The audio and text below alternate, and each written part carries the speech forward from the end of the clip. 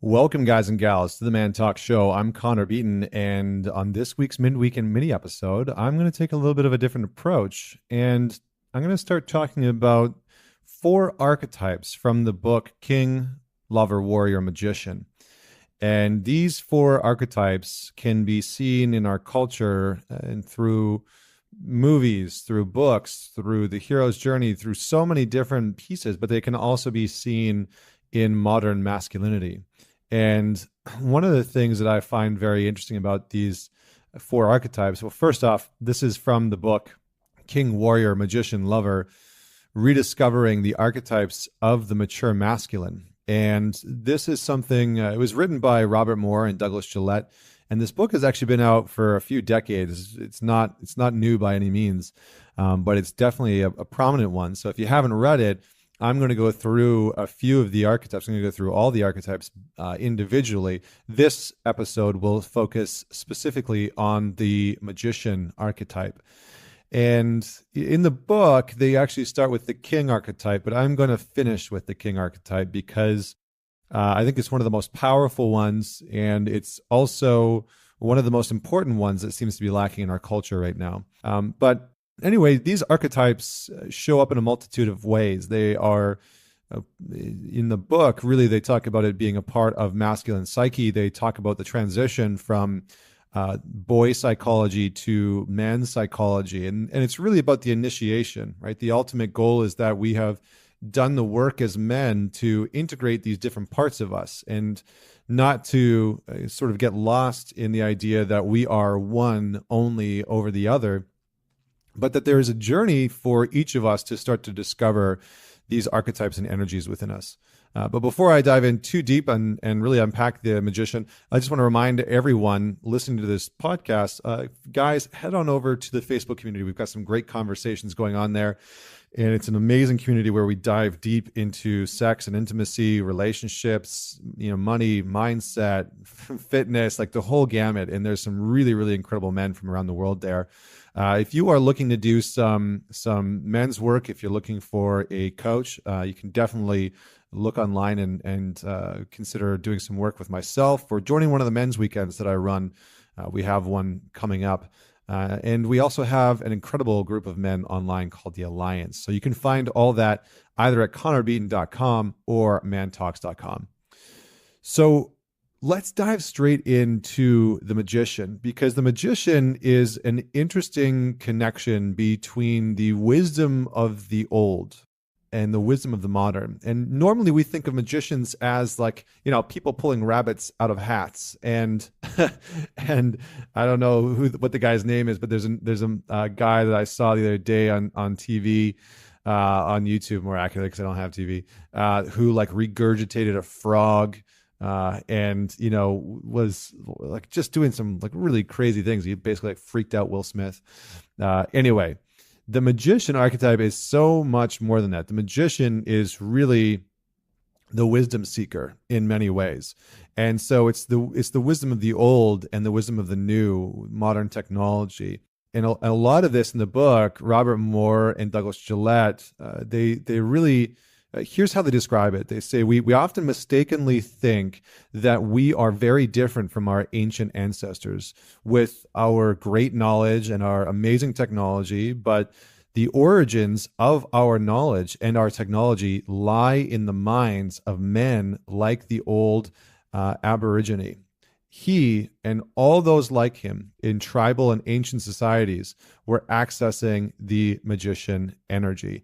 Now, in sort of modern movies like Lord of the Rings, we can see Gandalf being this very, archetypal magician. He is the wise sage, the one that sort of keeps all the wisdom. He knows where things are stored. He knows how things travel. He is really the embodiment of that. And in real life, we can see this role being played by the shaman.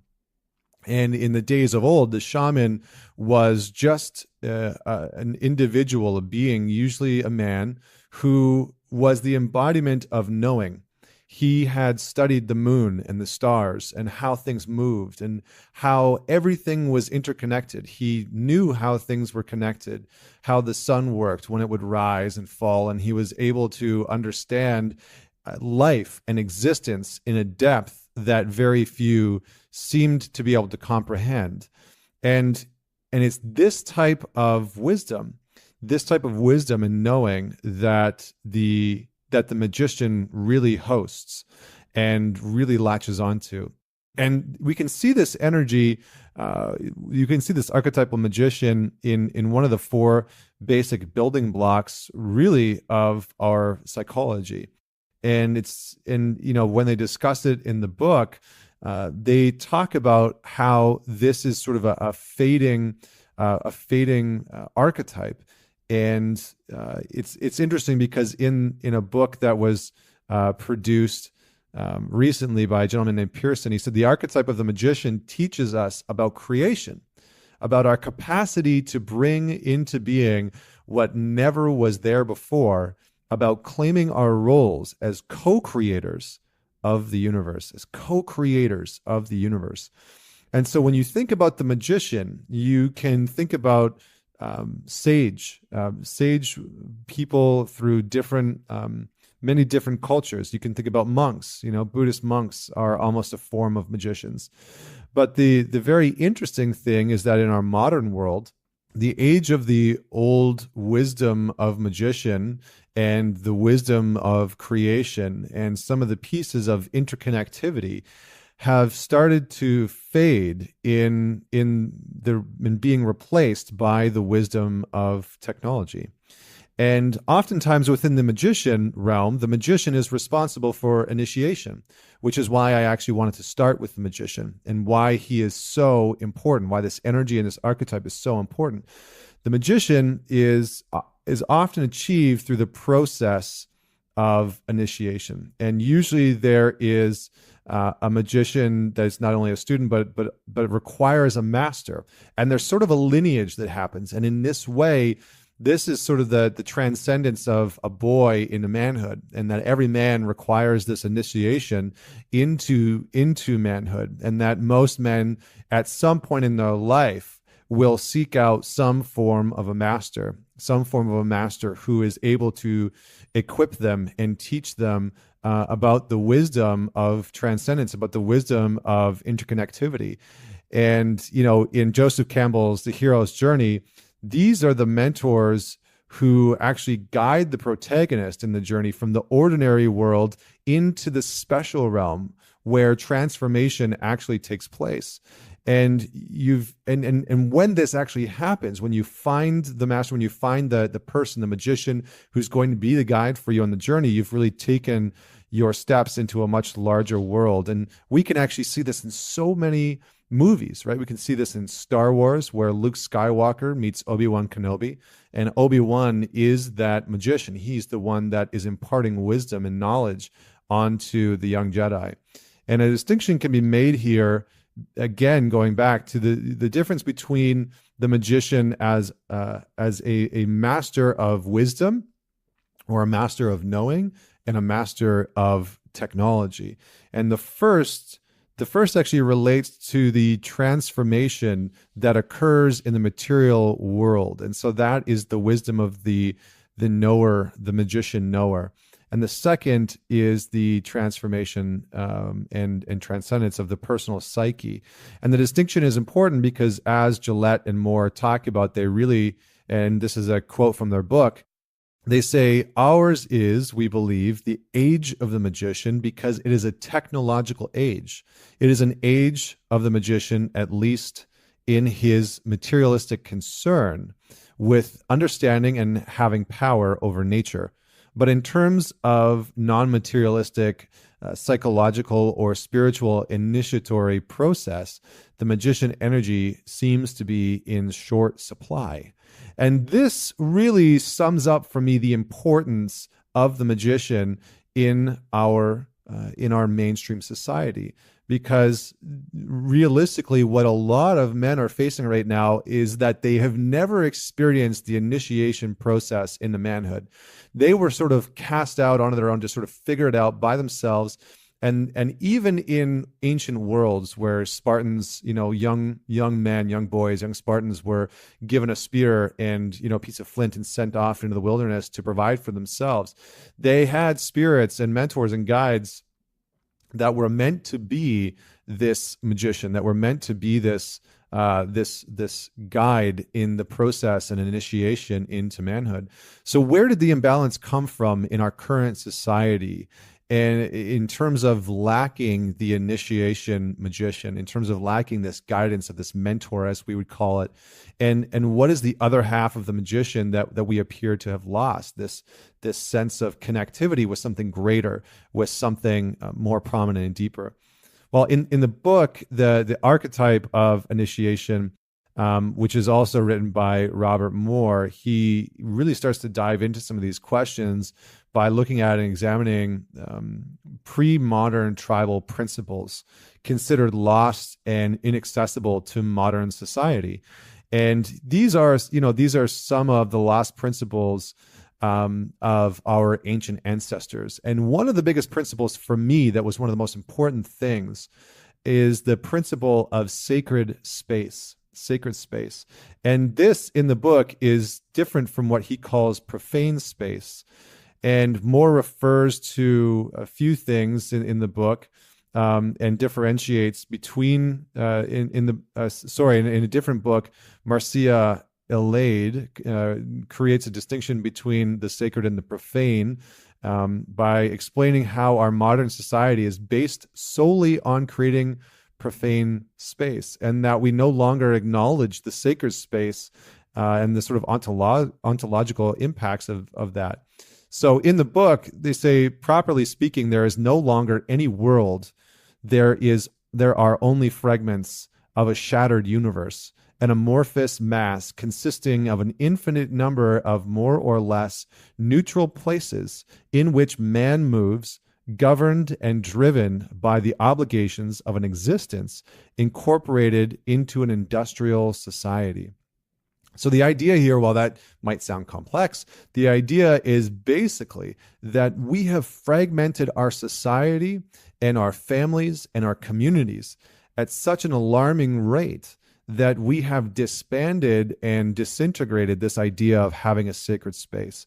And in ancient times, these sacred spaces were the places where people often went to explore their magician energy, where they were often taught the interconnectivity of everything around them. And I think in ancient times, the church has often tried to be that sacred space, and in a lot of spaces, in a lot of different practices, it's more than just having a church, a house or structure that you go to. In many ways, the sacred space is something that should return us to nature. And we can see this in so many different movies that have come out over the last decade or two, where people really seem to be hearkening back to this need to reconnect with the sacred. And so more in the book, King, Lover, Warrior, Magician, he talks about, he says the profane space differs from the sacred space in that it has no fixed point or center from which to gain orientation. Profane space has no axis mundi, no cosmic tree or pillar leading to the heavens. This is the experience of modernity, people unable to locate a center. Now, this is really profound because it actually unpacks much of the challenges that modern man face.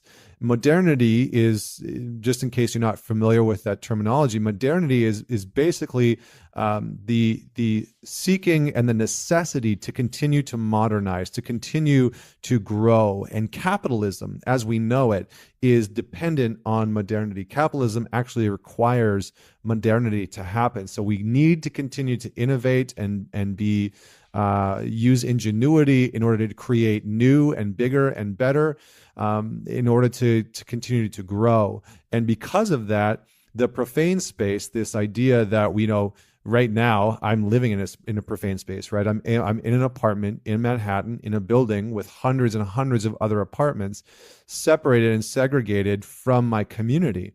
And in ancient times, if I lived in a community, it usually was under 150 people. And there was almost always a centerpiece in the middle of the village, in the middle of the community, that would act as this center point. Or there was something outside of the village that would be this center point from which it was a sacred space. And we can see this in movies like Game of Thrones, where they have, I'm totally blanking out, but the Starks have a tree outside of the castle that they all go to, and that's their sacred space, right? That is their sort of tree of life, where they go to pray, where they are connected to everything that is bigger than them, everything that is outside of them. And it's these sacred spaces that we seem to have lost, that we seem to struggle to actually connect to. And the challenge with that is that people, because of that, have started to devalue the connection to the magician, the connection to the mentor. And the consistent factor, this is again from Moore in the book, the consistent factor in pre-modern times was not the belief in God as a singular entity, but belief in some kind of regenerative power or libidinal energy that could be tapped into for personal and social regeneration. So the idea here was that we had these spaces that we could bring ourselves back to. And these spaces connected us all, that even if you didn't have a close relationship with people in the village, there was still a space that daily or weekly that they would go and connect to, that you were also connected to. And that was the thing that bound you together.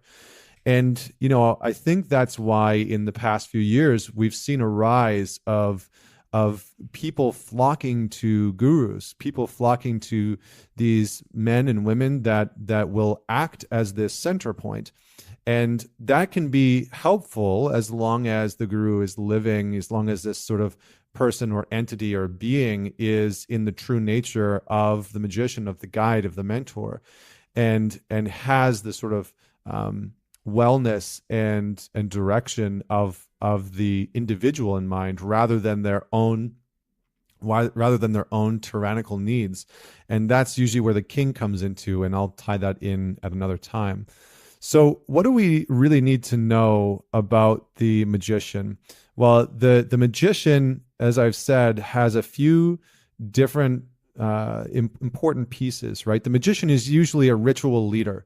So the ritual leader is someone that will guide men, guide women, but specifically in this case, because this man talks, guide men through the process of understanding how to create a sacred space, not only outside in the world, but within themselves, and how to find that sacred space, that connectivity to everything outside of them, that interconnectivity to everything around them, to help them understand that they are never inherently alone, because they are an interconnection of everything around them. So the magician plays that role of the ritual leader. He or she helps individuals find sacred space within themselves and within their world, but also helps them connect to being the sort of cupbearers of this wisdom, of this knowledge, of this knowing and information. And the people who really feel drawn to that magician, really feel drawn to that mentor, will connect with them and learn their ways over years and potentially decades. And that the magician's job is not to try and convince them to follow them, but rather that the people see an immense amount of wisdom in what that person is imbuing and bringing to the world, into the space, to want to learn from that experience. And in many ways, there's also a dark side. There's also a dark side to not having the magician energy, right? This is where we see a lot of lost men, a lot of lost boys, a lot of lost energy, a lot of depression and disconnection to the world around us, a lot of disconnection to rituals, to something greater than ourselves. And many people will struggle, and they will embark on journeys that are not productive for them, that leave them feeling alone, that leave them feeling isolated and disconnected from something greater than themselves. And we have also seen this in many different movies where someone will wander off on their own. It's one of the reasons why in Lord of the Rings, Frodo Baggins is never really left alone, right? He is always surrounded by a group of people who are supporting him on that journey. And the magician, being Gandalf, is the one that continues to come back and make sure that that journey happens to its fullest extent. But Frodo's never alone. He never wanders off by himself because he understands that it requires other people to support him on that journey. Even when he tries to disband from Sam and the rest of the group, they still find their way back to him because they realize that there is a mission. And in this way, this is a part of what the magician teaches.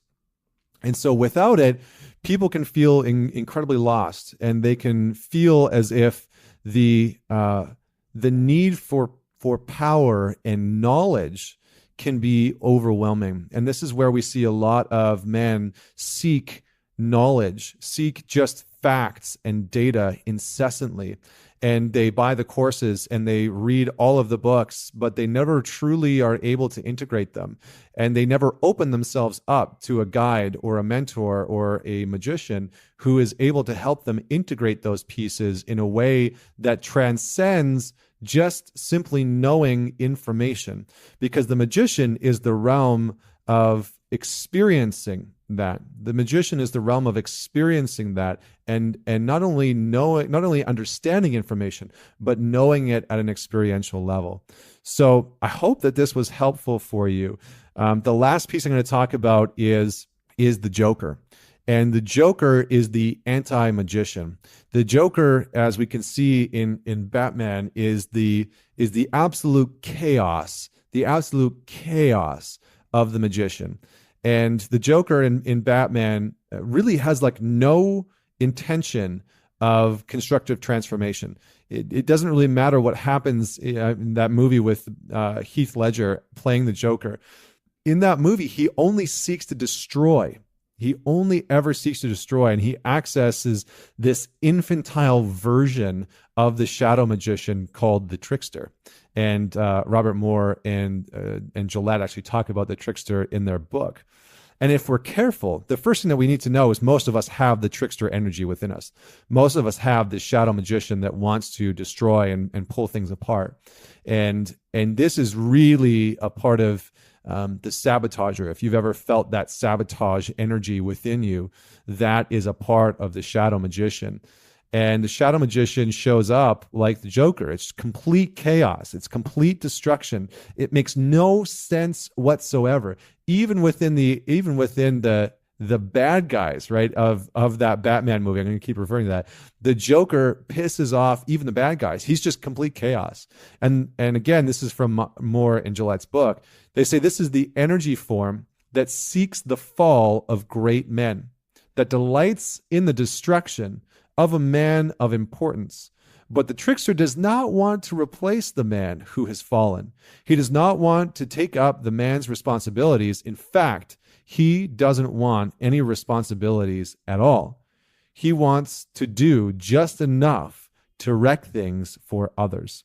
And this is where we have to be cautious of the magician, because the shadow energy of the magician is this Joker. And in many ways, this part of us, there is a part of almost everybody has this part within them, within their psyche, that wants to destroy, that wants to take apart their life, that wants to find the reasons within their life why they should, smoke weed and binge watch Netflix for the next 2 years straight and not accomplish anything, or go out in the world and rob and steal and cheat and create chaos and destruction in relationships.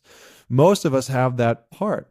So what then are the qualities of a good magician, lastly? And what function can they serve in a society without sacred space and rituals of initiation? Well, first, hopefully, we can learn through this episode that we can provide and seek out more of those spaces in our life. Ultimately, the most important purpose of accessing the magician within our culture and venturing into the sacred space is the destruction, or sorry, not destruction, the deconstruction of the ego. And the magician keeps our sort of grandiosity in check. It keeps the other archetypes in balance. It allows us to find a resemblance of balance within our psyche, within our existence. It is the archetype of thoughtfulness and reflection and awareness and insight. It's usually the piece of yourself that you feel deeply when you meditate, when you are questioning existential queries, when you are wondering about God, when you're wondering about the universe, when you are in awe of the energies of existence, when you look out at a sunrise or a sunset in a beautiful place and you are left just in complete awe, and there's a wisdom within that where you know that you're connected to it, but you in words can't seem to describe how you necessarily fit into all of that. So that's why it's important. And great magicians really see into the depth of human beings. Great magicians see into the depth of human beings. And they have the capacity to deflate our arrogance and call us out and call us forward when we act in denial or when we act in arrogant and ignorant ways. And they seem to be able to look at you and they see through the facade. They're able to look directly at the cocky or scared ego that never wants to be seen. And it's able to call us forward and initiate us into the wisdom that we already know is there, that we already know is buried deep within us, that we've touched, that we've felt at one time or another in our lives, and maybe we've lost connection with. And maybe it's so far gone that we need someone who is powerful enough and strong enough to be able to pull us back into that space of knowing and release us from that shadow of the magician. So that's what I have for you today. I hope that you found value in this. I am going to cover the king, the lover, and the warrior in episodes to come. So I hope that you enjoyed this. Please don't forget to share and subscribe. Leave us a rating. It goes a long way. And share this with just one person, because this might give them some deep insight into their own personality and lives. So until next week, this is Connor Beaton signing off.